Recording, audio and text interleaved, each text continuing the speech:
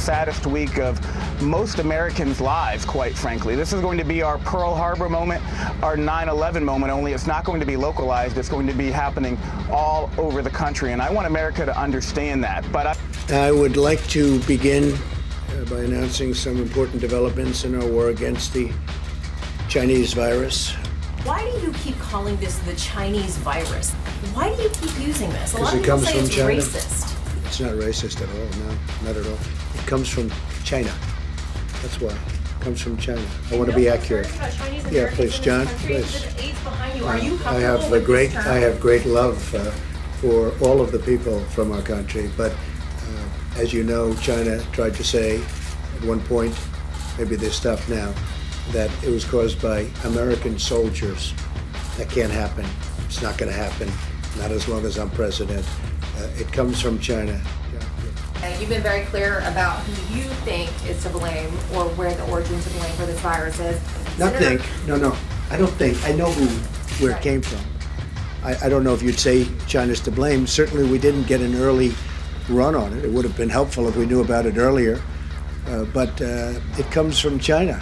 And it's not a question about that. Nobody's questioning that. Senator Cotton is saying that they should be punished, in so many words, for inflicting this on the American people. Do you feel that way about it? Well, I have a lot of respect for Tom Cotton, and I know exactly what he's been saying.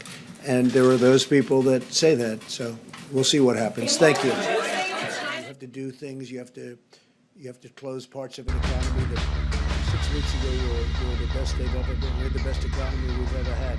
There are at least one White House official who used the term Kung Flu, referring to the fact that this virus started in China. Is that acceptable? Is it wrong? Are you worried that having this virus be talked about as a Chinese virus, that might? I wonder who said that. You know who said that? That I'm not sure the person's name, but would you condemn the fact? Say that the term again.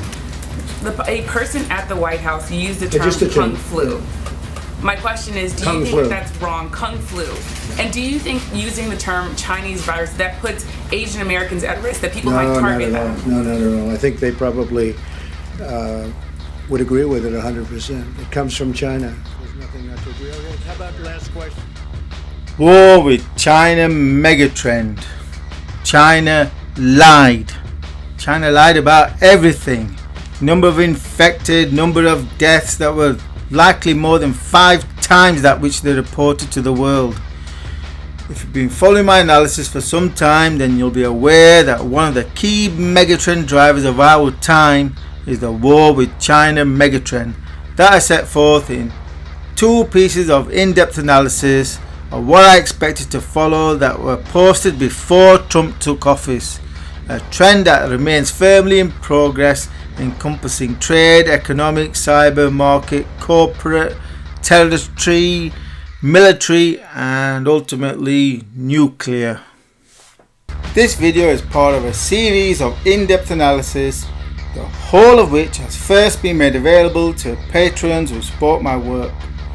So for immediate first access to all of my analysis and trend forecasts, then do consider becoming a patron by supporting my work for just $3 per month, towards which the coronavirus crisis will act as an accelerant of, as I was stating over a month ago, that the US is about to experience will be September 11 times 10, and which is, as the US increasingly enters the coronavirus storm, government officials will start issuing warnings of a Pearl Harbor moment, September 11th, as the Surgeon General Jerome Adams warned recently.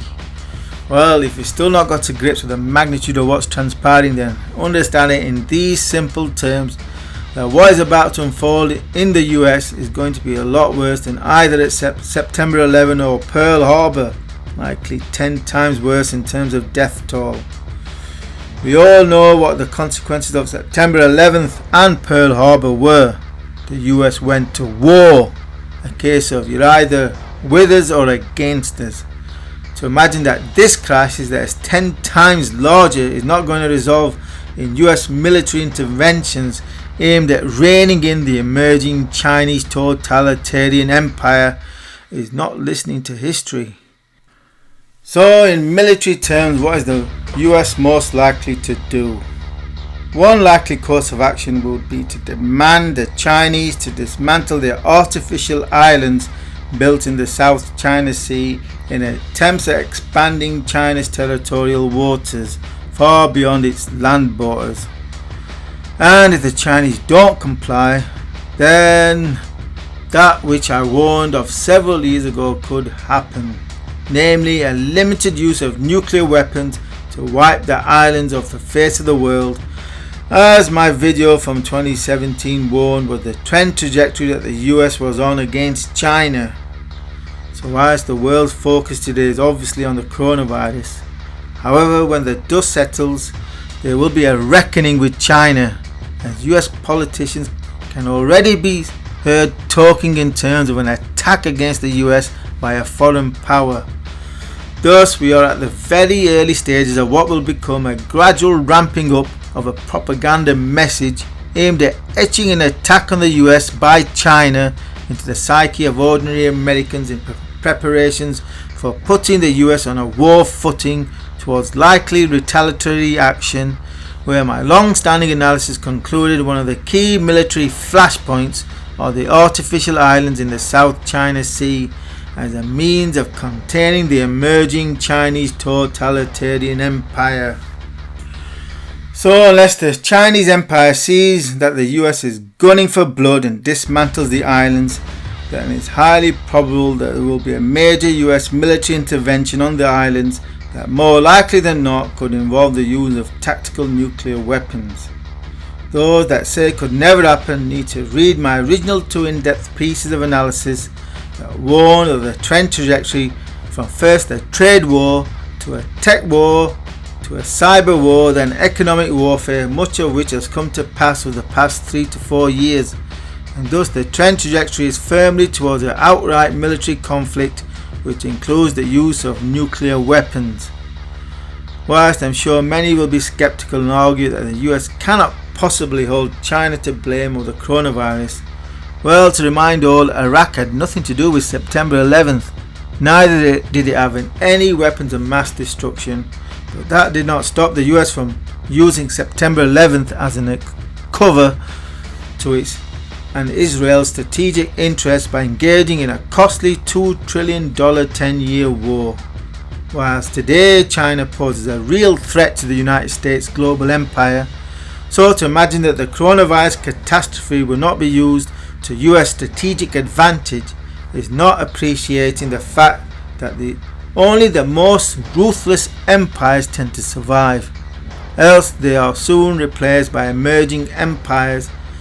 So the US will show ruthlessness, the likes of which we have not seen since World War II, by using nuclear weapons again.